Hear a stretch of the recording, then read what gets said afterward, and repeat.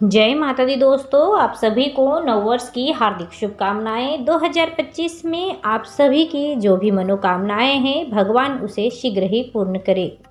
भगवान गणेश को हिंदू धर्म में प्रथम पूज्य देवता की उपाधि दी गई है, जिसका मतलब यह है कि किसी भी शुभ काम को या पूजा पाठ करने से पहले गणेश जी की पूजा करना अनिवार्य है। हमारे शास्त्रों में गणेश जी से जुड़ी हुई बहुत ही प्रचलित कहानियाँ हैं। आज मैं उन्हीं में से एक कहानी आपके साथ शेयर करने वाली हूँ। प्रथम पूज्य गणेश जी की कथा सुनकर ही आप 2025 नव वर्ष का आरंभ करें। भगवान आपके समस्त दुखों को दूर करेंगे और आपकी जो भी मनोकामनाएं हैं उसे पूर्ण करेंगे। तो चलिए प्रेम सहित सुनते हैं श्री गणेश की कथा। एक बार एक नगर में एक मालिन रहती थी। उसके पति चल बसे थे। उसका एक 4 साल का पुत्र था। उसकी सास बहुत ही कठोर हृदय वाली स्त्री थी। वह बहू को बहुत तकलीफ देती थी। एक दिन सास ने बहू और पोते को घर से निकाल दिया। वे दोनों रोते हुए चलते चलते एक जंगल में जा पहुँचे। वहाँ एक पेड़ के नीचे बैठ गए। वहाँ से थोड़ी दूर पर गणेश जी का एक पुराना मंदिर था। वहाँ बहुत लोग गणेश जी के दर्शन करने के लिए आया करते थे। दर्शन करके गणेश जी को प्रसाद चढ़ाते थे, फिर वही प्रसाद सबको बांट देते थे। इसी प्रसाद से माँ बेटे का गुजारा होने लगा।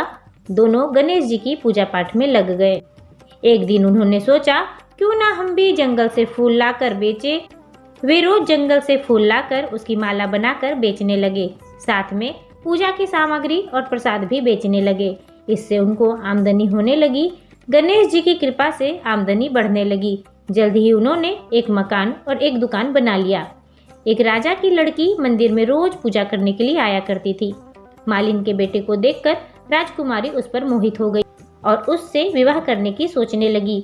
उसने अपनी भाभी से अपनी मन की बात कही। भाभी अनुभवी थी। उसने कहा, यह तो मालिन का बेटा है और तुम एक राजा की बेटी हो। यदि तुमने उससे विवाह किया तो तुम्हारी बहुत ही बेइज्जती होगी। पर राजकुमारी अपनी बात पर अड़ी रही।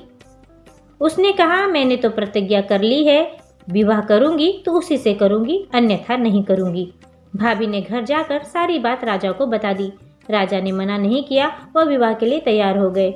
उन्होंने बड़ी ही धूमधाम से बेटी का विवाह मालिन के बेटे के साथ कर दिया। मालिन ने सबसे पहले अपने बेटे और बहू को गणेश जी के मंदिर में ले जाकर पूजा पाठ करवाया और गणेश जी का आशीर्वाद दिलवाया। इसके बाद पूरे नगर में यह बात फैल गई कि गणेश जी की पूजा पाठ करने से समस्त दुख दूर हो जाते हैं। यह बात सुनते ही नगर के सभी लोग मंदिर में आने लगे। मालिन और उसके बेटे की बिक्री और अधिक बढ़ गई। उधर उसकी सास के दिन भी बुरे आ गए। अन्नदाता उससे रूठ गए और वह भूखों की तरह मरने लगी। एक दिन वह रोती बिलखती गणेश जी के मंदिर पर आ पहुंची। वहां पर वह मालिन के बेटे से बोली, मैं भूखी हूँ, मुझे रोटी कपड़ा दे देना, इसके बदले मैं तुम्हारा सारा काम कर दूंगी। लड़के को दया आ गई। उसने उसे काम पर रख लिया। उसने अपनी दादी को नहीं पहचाना था। जब मालिन घर आई तो उसने अपनी सास को पहचान लिया। वह सास से बोली, सासू माँ आप यहाँ कैसे? सास ने पोते की तरफ इशारा करते हुए कहा, मेरी इसी सेठ के यहाँ नौकरी लग गई है। बहू बोली, यह सेठ नहीं है, यह आपका पोता है और यह आपका ही घर है और यह दुकान हमारी है। जब आपने हमें घर से निकाल दिया तब गणेश जी ने हमारी रक्षा की। बहू की बात सुनकर सास बोली, मेरी करनी मैंने भोग ली। बहू बोली, सासू माँ अब आप हमारे साथ ही हमारे घर पर रहना, हम सब कोई मिलजुल कर रहेंगे। हे गणेश जी महाराज, जैसे आपने मालिन के दुख को दूर किया और उसे सुख प्रदान किया, वैसे ही सबको सुख देना।